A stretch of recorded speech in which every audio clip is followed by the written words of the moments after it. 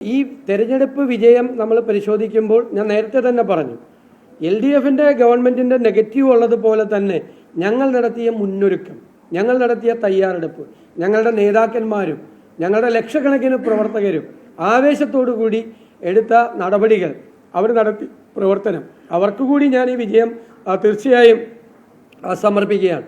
ആ മുന്നൊരുക്കങ്ങളാണ്, കൃത്യമായ മുന്നൊരുക്കങ്ങളെയാണ് ഇത്രയും വലിയ വിജയത്തിലേക്ക് എത്തിച്ചത്. എല്ലാ ഉപതെരഞ്ഞെടുപ്പുകളിലും അസംബ്ലിയിലേക്കും തദ്ദേശ സ്വയംഭരണ സ്ഥാപനങ്ങളിലേക്കും നടന്ന ഉപതെരഞ്ഞെടുപ്പുകളിലെല്ലാം കഴിഞ്ഞ 4.5 വർഷമായി തുടർച്ചയായി വിജയിക്കുകയാണ് UDF. അതിൻ്റെ പിന്നിലുള്ള രഹസ്യവും ഇത് തന്നെയാണ്, വിജയരഹസ്യം. ആ തയ്യാറെടുപ്പാണ്.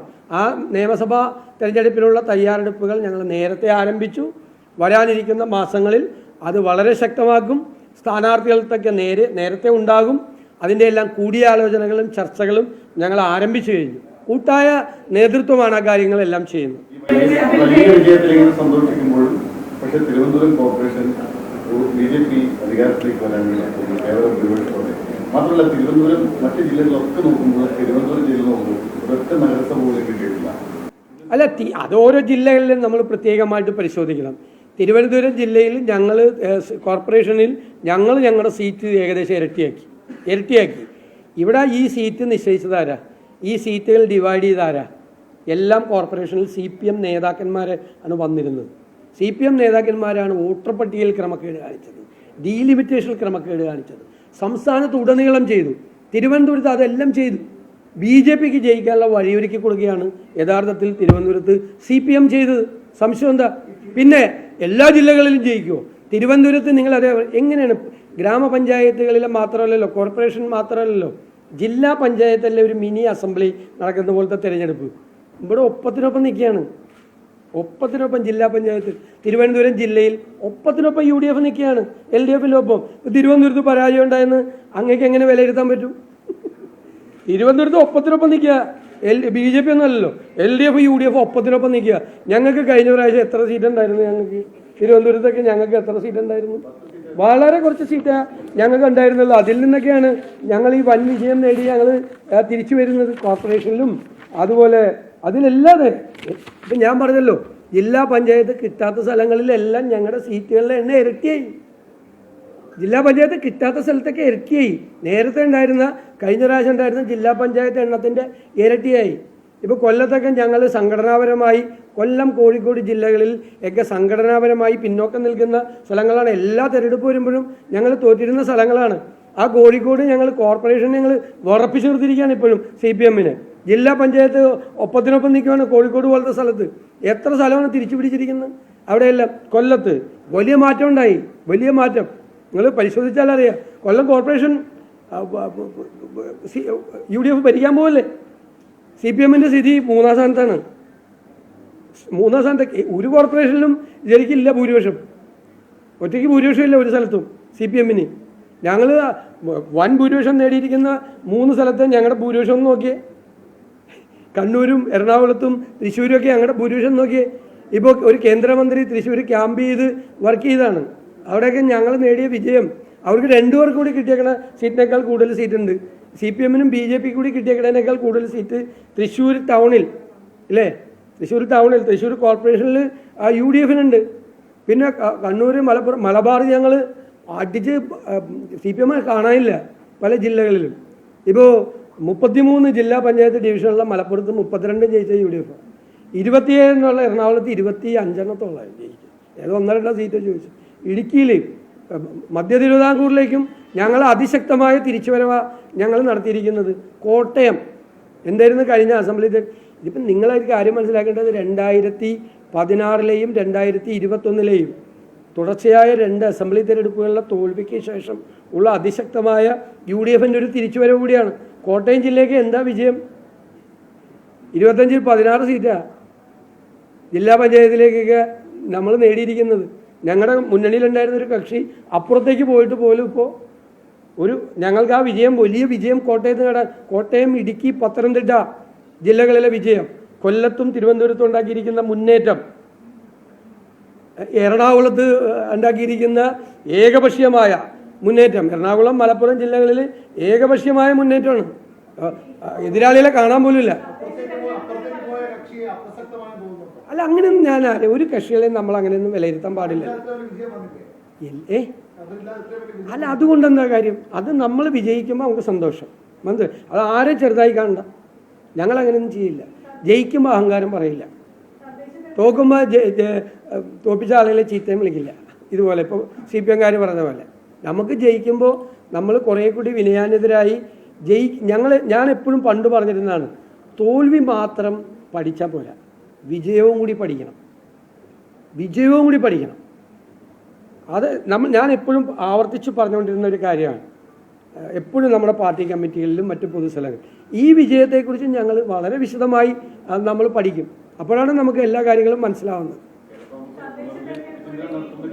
അല്ല, അതൊന്നും നമുക്ക് സംസാരിക്കാനുള്ള സമയമായിട്ടില്ലല്ലോ.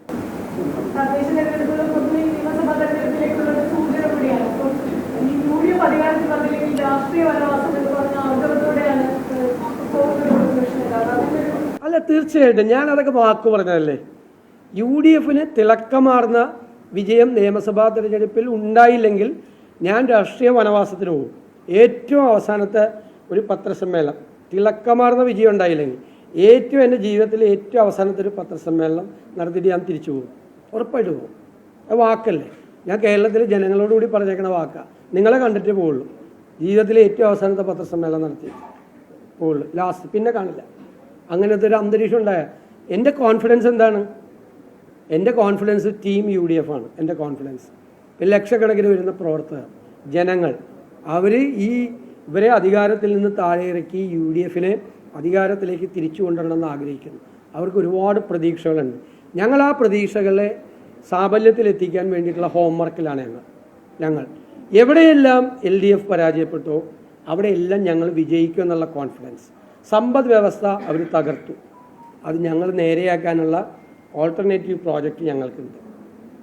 ഞങ്ങൾക്ക് ഒരു കൊല്ലത്തിനകം കേരളം ഉദിച്ചു വരും. 2 ആരോഗ്യ രംഗത്ത്, വിദ്യാഭ്യാസ രംഗത്ത്, കാർഷിക രംഗത്ത്, പട്ടികജാതി പട്ടിക വികസന രംഗത്ത്, തീരപ്രദേശത്തിൻ്റെ സങ്കടങ്ങളുടെ കാര്യത്തിൽ, പശ്ചിമഘട്ട മലനിരകളിലെ കർഷകരുടെ കാര്യത്തിൽ, കാർഷിക പ്രശ്നങ്ങളിൽ ഉൾപ്പെടെയുള്ള എല്ലാ കാര്യങ്ങളിലും കൃത്യമായ ബദൽ പദ്ധതികൾ, കേരളത്തിൽ ഒരു വലിയ ചേഞ്ച് ഉണ്ടാക്കുന്ന, എല്ലാ വികസന പ്രവർത്തനങ്ങളിലും ക്ഷേമ പ്രവർത്തനങ്ങളിലും അക്കൗണ്ടബിലിറ്റി ഉണ്ടാക്കുന്ന, അടിസ്ഥാനപരമായ മാറ്റം ഈ സംസ്ഥാനത്തിനുണ്ടാകുന്നു. സംസ്ഥാനത്തെ കുതിച്ചുചാട്ടത്തിന് പ്രേരണയാകുന്ന ഒരു കാര്യം ഞങ്ങൾ ജനുവരിയിൽ അവതരിപ്പിക്കും. ജനങ്ങളുടെ മുമ്പാകെ അവതരിപ്പിക്കും. ചെയ്യാൻ പറ്റാവുന്ന കാര്യങ്ങൾ മാത്രം. അതിൻ്റെ ഹോംവർക്ക് UDF തുടങ്ങിയിട്ട് 1 വർഷത്തോളമായി നന്നായി ചെയ്തു പോകുന്നുണ്ട് എല്ലാ വിഭാഗങ്ങളിലും ആളുകളെ.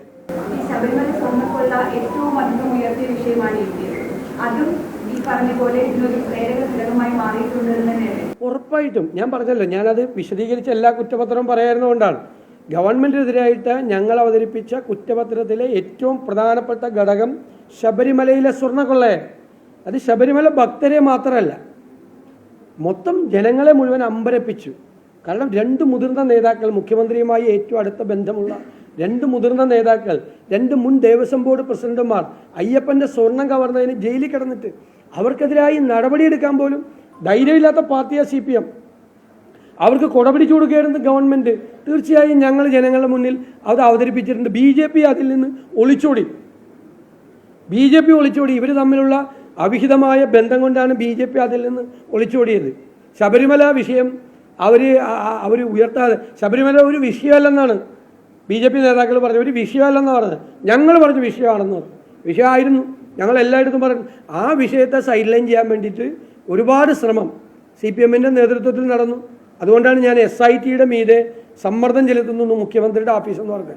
ഇലക്ഷൻ വരെ ചില ആളുകളെ ചോദ്യം ചെയ്യുന്നതും അറസ്റ്റുമൊക്കെ മാറ്റിവെക്കാൻ വേണ്ടി. കാരണം ഇലക്ഷനിൽ വീണ്ടും ആ വിഷയം വരരുത് എന്ന് കരുതിയിട്ട്. അതൊക്കെ അല്ല, നമ്മൾ ഹൈക്കോടതിയുടെ നിരീക്ഷണത്തിൽ നടക്കുന്ന അന്വേഷണമാണ്. ഞങ്ങൾ ഇതുവരെ SIT-യുടെ അന്വേഷണത്തിൽ അതൃപ്തി പ്രകടിപ്പിച്ചിട്ടില്ല. കാരണം അവർ കുറേ കാര്യങ്ങൾ മുന്നോട്ട് പോയിട്ടുണ്ട്. പക്ഷെ അവരുടെ മീതെ വലിയ സമ്മർദ്ദമുണ്ട്. അത് കോടതി ശ്രദ്ധിക്കും. കോടതി അവർക്ക് ധൈര്യം കൊടുത്ത് അവരെ കൊണ്ട് കൂടുതൽ കാര്യങ്ങൾ ചെയ്യിക്കും. ഇത് നമ്മളെല്ലാവരും ഇവിടെ ഉണ്ടല്ലോ, നമുക്കറിയാമല്ലോ എങ്ങോട്ടാണിത് പോകുന്നതെന്ന് അറിയാമല്ലോ. അപ്പം നമുക്ക് ആ ഘട്ടത്തിൽ പറയാം. തീർച്ചയായിട്ടും സർക്കാർ വികസനം പറയുമ്പോൾ ഏറ്റവും വലിയ പ്രതീക്ഷ ഈ ക്ഷേമ പ്രഖ്യാപനങ്ങളിലായിരുന്നു. ക്ഷേമ അപ്പൊ അതുകൊണ്ട് മാത്രം ജനങ്ങളുടെ വോട്ട് കിട്ടാൻ പറ്റുന്നത് ഇല്ല, അതങ്ങനെയല്ല. അതിന്റെ യാഥാർത്ഥ്യമാണ് ഞങ്ങൾ പറഞ്ഞത് ജനങ്ങളോട്. അതായത് ഉദാഹരണത്തിന് 2021 പറഞ്ഞു 1600 രൂപയുടെ സോഷ്യൽ സെക്യൂരിറ്റി പെൻഷൻ, സാമൂഹ്യ സുരക്ഷാ പെൻഷൻ ഞങ്ങൾ അധികാരത്തിൽ വന്നാൽ 2500 ആക്കുന്നു. അപ്പോൾ 900 രൂപ കൂടുതൽ കിട്ടുമെന്ന് കണ്ടപ്പോൾ ഒരുപാട് ആളുകൾ അവർക്ക് വോട്ട് ചെയ്തു. പക്ഷെ അവർ 4.5 കൊല്ലം 1 രൂപ പോലും കൂട്ടിയിട്ടില്ല. അപ്പോൾ കബളിപ്പിക്കുകയാണ് ചെയ്ത് ജനങ്ങളെ. 4.5 കൊല്ലം ഞങ്ങൾക്ക് വോട്ട് ചെയ്താൽ ഞങ്ങൾ 900 രൂപ കൂട്ടുമെന്ന് പറഞ്ഞിട്ട് ഒറ്റ പൈസ കൂട്ടിയില്ല. എന്നിട്ട് ഇലക്ഷൻ പ്രഖ്യാപിക്കുന്നതിൻ്റെ തലയാഴ്ച 400 രൂപ കൂട്ടി എന്ന് പറഞ്ഞാൽ, ഞാൻ അന്ന് ഇതേ ചോദ്യം നിങ്ങളോട് ചോദിച്ചല്ലോ. അങ്ങനെ കേരളത്തിലെ ജനങ്ങളുടെ സാമാന്യ യുക്തിയെ നിങ്ങൾ വെല്ലുവിളിക്കരുതെന്ന് പറഞ്ഞു. അവരെ കളിയാക്കുന്നതിന് തുല്യമായിരുന്നത്. ഇത് ഇലക്ഷൻ്റെ തലയാഴ്ച അതുവരെ എവിടെയായിരുന്നു ഇവർ ജനങ്ങളെ പറ്റി മറന്നുപോയോ? ഇലക്ഷൻ വരും, ഇപ്പോൾ ലോക്കൽ ബോഡി ഇലക്ഷൻ വരും, അത് കഴിഞ്ഞാൽ പിന്നെ അസംബ്ലി ഇലക്ഷൻ വരും എന്ന് ഓർത്തപ്പോഴാണ് ഇവർ ജനങ്ങളെ ചിന്തിച്ചത്. അവർ കൊടുത്ത വാക്കിനെ പറ്റി അവർ ആലോചിച്ചത്. അതല്ലേ പ്രശ്നം. അത് ആളുകൾക്ക് മനസ്സിലാവും. ഇപ്പം എന്തിനാ പ്രഖ്യാപിച്ച് 4.5 കൊല്ലം എന്തുകൊണ്ട് പ്രഖ്യാപിച്ചില്ല എന്ന് ചിന്തിക്കാനുള്ള സാമാന്യ ബുദ്ധി അവരെ അണ്ടർ എസ്റ്റിമേറ്റ് ചെയ്യരുത് മലയാളികളെ.